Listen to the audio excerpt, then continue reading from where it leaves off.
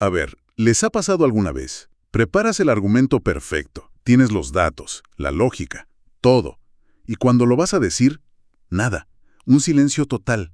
O te malinterpretan. O peor, esa frialdad que congela la conversación. Exacto. Y te quedas pensando, ¿qué falló?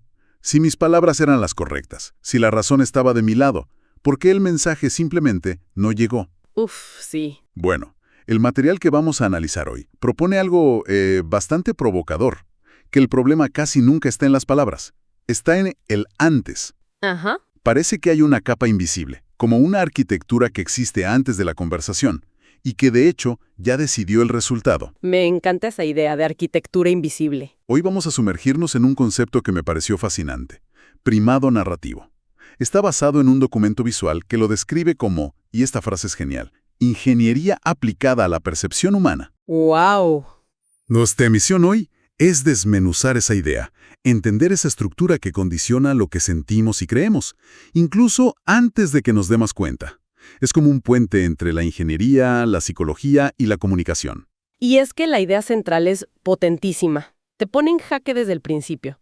La emoción llega primero, la interpretación después. ¿Quién domina ese orden? Domina su historia. ¡Exacto! Vamos a ver cómo funciona esto, no solo en lo pequeño, en una discusión de pareja o una negociación, sino en las grandes narrativas que mueven y a veces fracturan a sociedades enteras. Ok, vamos a desglosar esto porque la premisa es muy fuerte. El autor lo plantea como la unión de dos mundos que, a primera vista, no tienen nada que ver. ¡Cero! Por un lado, la música. Él dice que ahí aprendió que la emoción tiene estructura, que la vibra de una canción te llega mucho antes de que entiendas la letra. Y por otro, la ingeniería. Donde aprendió el principio básico de que lo invisible, como las tensiones en un puente, determina el comportamiento de lo visible. Exactamente. Y esa fusión es el primado narrativo. Es esa estructura invisible que precondiciona lo que vamos a creer. El documento lo descompone en 5 elementos clave. ¿Cuáles son? Habla de la estructura de la historia, el ambiente que la rodea, la emoción que la impulsa, el ritmo con el que se cuenta y los símbolos que la representan. No es magia, es arquitectura. Arquitectura de la percepción. Me encanta. Entonces, si es una arquitectura, debe tener planos. ¿Cómo funciona en la práctica? ¿Por qué fallamos tanto al comunicarnos incluso con gente que queremos? Pues el material propone un modelo de 4 niveles que, la verdad, ilustra perfecto el error que casi todos cometemos. Lo presenta como un flujo de adentro hacia afuera. A ver. La mayoría, cuando queremos decir algo importante, ponemos toda la energía en el nivel 4, el mensaje verbal, las palabras exactas. Claro. Pero nos saltamos los 3 niveles previos, que son los que de verdad deciden todo. ¿Y cuáles son esos 3 niveles invisibles? Ok, el nivel 1 es la emoción interna. Es lo que sientes de verdad, sin filtros. Digamos, tensión o ansiedad antes de una conversación difícil. El nivel 2 es la señal externa. Esa tensión interna se traduce en algo físico, ¿no? Un ritmo apretado, los hombros un poco encogidos, la voz un poco más aguda. El cuerpo no sabe mentir. Cierto. Y aquí viene la clave, el nivel 3, la interpretación del otro. La otra persona no escucha tus pensamientos, ve tu cuerpo, y su cerebro interpreta esas señales. Está tenso, está a la defensiva. Exacto. Y solo después de todo eso llega nuestro nivel 4, nuestras palabras perfectas. Pero ya es muy tarde. Vaya, o sea que la conversación ya empezó en la cabeza del otro mucho, mucho antes de que yo abriera la boca. Totalmente. El juicio ya se emitió basado en la vibra que uno proyecta. Suena un poco desalentador, ¿no? Como si estuviéramos condenados por nuestro propio nerviosismo. Lo es si no somos conscientes, pero si lo entendemos, nos da poder. Significa que la narrativa no empieza cuando hablamos, sino cuando el otro ya siente algo. El cuerpo revela la emoción, y esa emoción es el filtro a través del cual van a escuchar cada una de nuestras palabras. Y justo aquí es donde se pone todavía más interesante, porque el material introduce un concepto que llama la base afectiva. Sí. La describe como nuestro subsuelo emocional permanente. No es un estado de ánimo de un rato, es como el sistema operativo de nuestras emociones. Un filtro que colorea todo lo que recibimos del mundo. Y el ejemplo que usa es brillante, súper simple. Imagina un mensaje de texto que solo dice, tenemos que hablar. Uf, la frase temida. Ja, exacto. Es una frase neutra, pero si una persona tiene una base afectiva construida sobre la ansiedad, su mente va a rellenar los vacíos con lo peor. Hice algo mal, me van a cortar, son malas noticias. Y el cuerpo se tensa y ya entra a la conversación a la defensiva. Totalmente. Mientras que alguien con una base de calma lee el mismo mensaje y piensa, ok, necesita algo, conversemos, y su disposición es de apertura. Es el mismo hecho, las mismas 3 palabras, pero la arquitectura emocional interna crea 2 realidades completamente distintas. Exacto. Y esa arquitectura se puede construir, tanto en nosotros mismos como en el ambiente que creamos. Y ese es el núcleo de todo esto. No se trata de manipular ideas, sino de diseñar el ambiente emocional donde esas ideas van a ser recibidas. Y menciona 3 materiales de construcción principales, ¿no? Sí, el ambiente, que es el clima físico y psicológico. La luz, el orden, la simbología, que es lo que comunicas sin hablar, con tu ropa, tus gestos, y el tercero, que me pareció fascinante, el ritmo. Sí, esa parte me llamó mucho la atención. Hay una frase brutal en el texto. El ritmo lento es poder.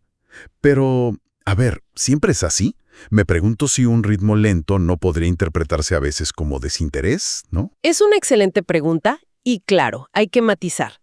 El poder del ritmo lento no está en la lentitud en sí, sino en demostrar que no tienes prisa, que no necesitas la aprobación del otro con urgencia. Ah, ok. Un ritmo rápido y atropellado casi siempre comunica ansiedad, necesidad. La lentitud, la pausa, el silencio cómodo, transmiten control, estabilidad. Obviamente hay que adaptarlo. En una charla motivacional necesitas energía, pero en una negociación de alta tensión, quien controla las pausas, controla la habitación. Entiendo. Es como si cada emoción fuera un material de construcción. Me gusta mucho cómo el documento propone pensar como un ingeniero. Un material no es bueno o malo. ¿Es adecuado o inadecuado para la estructura que quieres levantar? Exacto. La rabia, por ejemplo, que siempre la vemos como algo negativo. Claro, la rabia puede ser un explosivo que destruye una relación o la fuerza de demolición controlada que necesitas para marcar un límite que te estaban faltando al respeto. O la culpa. La culpa puede hundirte o puede ser el cemento para reparar una grieta en la confianza de alguien. La pregunta clave no es cómo dejo de sentir esto, sino ¿Qué estoy construyendo con lo que siento? esa misma. Y el material le asigna roles a cada emoción. El amor como cimiento, el miedo como compresión que protege. Es un cambio de paradigma total. Dejar de ser víctimas de nuestras emociones para ser arquitectos con ellas. Y esa arquitectura emocional se sostiene sobre 2 pilares. Primero, la estructura, que es la narrativa, el qué de la historia. Y segundo, la atmósfera, que es el ambiente, el cómo se siente estar en esa historia. Y la clave es que la atmósfera siempre le gana a la estructura. Siempre. La gente puede olvidar los detalles de lo que dijiste, pero nunca, nunca olvidará cómo la hiciste sentir. Hay una frase en el material que es lapidaria. La emoción es el arquitecto. La lógica solo decora. O sea, básicamente, si no diseñas el clima emocional, tu mensaje será interpretado desde el clima del otro. Y ahí perdimos. Por completo. Te pongo un ejemplo. Llegas a una junta para presentar una idea increíble, pero la sala tiene una iluminación fría, la gente está sentada lejísimos, tu jefe acaba de pelearse por teléfono. El ambiente está tenso. Tensísimo. Por muy brillante que sea tu idea, será recibida por cerebros en modo supervivencia, buscando fallos, amenazas. Tu idea no tiene ninguna oportunidad. Claro, el ambiente ya primó a todos para la desconfianza. El material, de hecho, ofrece como un diccionario secreto de herramientas para diseñar ese ambiente. Habla del color. Sí, y no como decoración, sino como una instrucción emocional. Viaja directo al sistema límbico. ¿Cómo funciona eso? Antes de que tu cerebro lógico procese, esto es rojo, tu cerebro emocional ya recibió la instrucción. Atención, urgencia. Por eso las señales de stop son rojas y las marcas de lujo usan negro para comunicar poder y las de tecnología azul para confianza. El color no te dice qué pensar. Te pone en la emoción desde la que vas a pensar. Justo. Y lo mismo con la estética sensorial. Una luz cálida invita a abrirse, una fría te pone en alerta. Un espacio ordenado genera claridad, uno saturado te abruma. El ambiente, como dice el texto, entra por el cuerpo, no por la mente. Y ahora llegamos a la parte más delicada del análisis, porque aborda cómo estos principios se usan a gran escala, sobre todo en la política. Sí, para polarizar. El documento describe lo que llama la anatomía de una narrativa política que rompe sociedades. Esta parte es intensa. Describe una fórmula muy clara. El cimiento siempre es el miedo y el enojo. La estructura, un nosotros contra ellos. Súper simple. Y el beneficio que ofrecen nunca es una solución compleja. Es justicia emocional. La promesa de que ellos, los culpables de tu malestar, van a pagar. Uf. Y el objetivo de estas narrativas, su materia prima, es lo que el documento llama el individuo desanclado. Alguien con un vacío emocional que ha perdido sus anclas, comunidad, familia, propósito, y busca pertenecer. Y a esta persona no le venden soluciones, le venden una tribu. Una identidad sustituta. Exacto. A este proceso lo llaman secuestro identitario y funciona en 3 pasos. Primero, te asignan una identidad clara. Tú eres de los nuestros. Segundo, te dan un enemigo común. Ellos, la causa de todos tus problemas. Para canalizar toda la frustración. Exacto. Y tercero, te dan validación emocional si repites el guión del grupo. Y te amenazan con la expulsión si te atreves a pensar por tu cuenta. Es un mecanismo de control social muy, muy potente. Para que quede más claro, sin meternos en ejemplos reales que puedan ser polémicos, vamos a usar un ejemplo trivial. Digamos, una campaña para prohibir la piña en la pizza. ¿Cómo usarían estos motores? Perfecto ejemplo. No apelarían a la lógica gastronómica. Usarían los motores emocionales que describe el material, basados en los pecados capitales. Primero, la envidia. Esos foodies elitistas con sus gustos raros están destruyendo nuestra tradición. Se creen mejores. Ya tienes un ellos. Ok, ya creaste al enemigo. Segundo, la ira. Se compartirían imágenes exageradas de pizzas profanadas, generando indignación. La ira pide acción, no reflexión. Y tercero, la avaricia, que hoy no es de dinero, es de validación. Likes, atención. Exacto. Publicas un meme anti-piña, recibes likes, comentarios, te sientes parte de la tribu. Y así, una tontería se convierte en una cruzada identitaria. Es un mapa, escalofriantemente preciso. Entonces, si estamos rodeados de estas arquitecturas emocionales, ¿cómo nos protegemos? ¿Cómo evitamos ser un personaje en la historia de otro? Pues el material propone un antídoto. Una regla de oro que se basa en hacerse 2 preguntas clave que rompen el guión justo cuando sientes que una emoción fuerte te está arrastrando. A ver, ¿cuáles son? La primera es, ¿a quién le conviene que yo crea y sienta esto? Esta pregunta te obliga a buscar al narrador, al que se beneficia del conflicto. Ajá. La segunda es, ¿yo qué gano realmente en esta jugada? Si la respuesta es solo una descarga de ira o la aprobación de un grupo, pero no ganó nada tangible, Ni más seguridad, ni más libertad. entonces te están usando como un peón emocional. Suena simple, pero en el calor del momento, cuando la emoción es tan fuerte, ¿es realista detenerse a pensar en eso? Es difícil, pero es un músculo que se entrena. Lo que hacen estas preguntas es cambiar el foco. Te sacan del sentir reactivo y te meten en el pensar estratégico. Y esto nos lleva a la diferencia fundamental entre ser un personaje y ser una persona. ¿Cuál es la diferencia? El personaje está programado. Es útil para la narrativa de otro, depende de la validación del grupo y recita un guión. La persona, en cambio, es auténtica. Es libre porque piensa por sí misma. Es digna porque su valor no depende de la aprobación externa. ¿Y escribe su propio guión? Exactamente. Ok, entiendo la diferencia. Pero pasar de personaje a persona suena un trabajo de toda una vida. ¿Hay un primer paso práctico? Sí, y es crucial. El antídoto no es moralista, no es no sientas ira, es estructural. Consiste en identificar el motor emocional que intentan activar en ti y redirigir ese impulso con una estructura propia. Por ejemplo, Si intentan activarte con la envidia, mira a ese que tiene más. El antídoto es oponer un propósito propio. Tu energía se va a construir lo tuyo, no a desear lo del otro.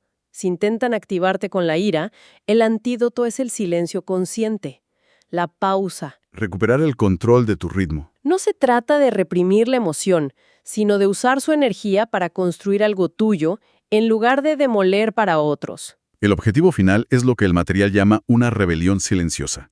Recuperar la propia percepción. No puedes luchar gritando contra un ambiente que te imponen, pero sí puedes construir el tuyo. Dejar los climas prestados. Sí, y construir 3 cosas. Un ancla, que es tu identidad. Una dirección, que es tu sentido de vida. Y un escudo, que es tu protección emocional. Al final, la frase que lo resume todo es potentísima. La claridad es la demolición de la manipulación. Sin duda. El análisis de hoy nos deja con esa idea central. El ambiente emocional decide si un mensaje, una relación o incluso una sociedad vive o muere. La comunicación eficaz no es hablar mejor. No, Es diseñar conscientemente el contexto invisible donde ocurre la interpretación. Es un cambio de paradigma total. totalmente. Pasamos de ser reactivos, de ser personajes, a ser los arquitectos de nuestras propias historias. Como dice una de las últimas frases del material, cuando eliges tu emoción base, cambia tu presencia, cambia tu vibra, cambia tu entorno y cambia tu historia. Es el poder silencioso de elegir el mundo que construyes desde adentro. Hacia afuera. Y el documento concluye con una idea que redefine un concepto que creíamos conocer, el liderazgo. Dice que no es un rol o un cargo, es un clima. ¿Un climar? Un verdadero líder es quien regula el ambiente emocional de un grupo. Baja el caos, calma la ansiedad, transmite claridad. Y esto me deja con una pregunta, más allá de los grandes escenarios. Adelante. En nuestro día a día, en nuestras familias, equipos, relaciones, ¿qué clima estamos construyendo? Cuando entramos en una habitación, ¿sube la tensión o baja? ¿Aportamos caos o claridad? La obra, como dice el texto, no está solo en los grandes escenarios. Empieza silenciosamente con cada uno de nosotros.